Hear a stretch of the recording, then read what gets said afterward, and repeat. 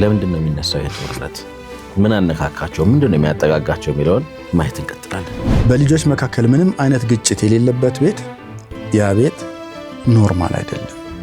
አዎንታዊ መልእክት አያስተላልፍም። ቤታችን ውስጥ ካሉ በጣም ሻል ያለው ዘነዘና ነው። እኛ ቤት ማለት ወፍራም ነው በጣም።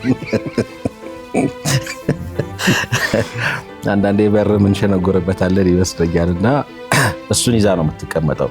በሞከራኝ አታውቅም። በሱ ጠባ የቃላት ልዩነቱ ወይም ንትርኩ ወደ ቦክስ ከባድ ዱላ ሲመዙ አሁን ይሄ ችግር ሆኗል ማለት ነው። አማር ሶስተኛ ልጄ ነው። ጽሁፍ ይሞክራል። ለአርት እንደውም የተገራ ሩህ ያለው ይመስለኛል። ዝቤስ እድሜ በተቀራረበ ቁጥር ጦርነቱን ያፋፍመዋል። ገባ።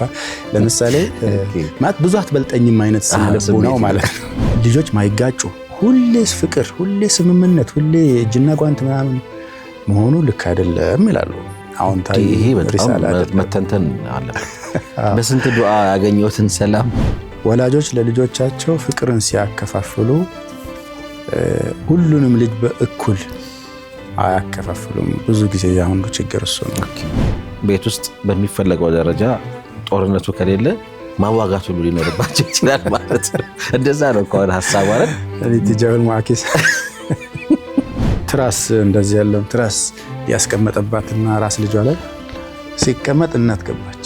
ኢና ሊላሂ ወኢና ኢለይሂ አትሙት ያላት ነፍስ እናት ግብት አለችና ስታየው ቁጭ ብሎባታል እኮ ያ ኢላህ።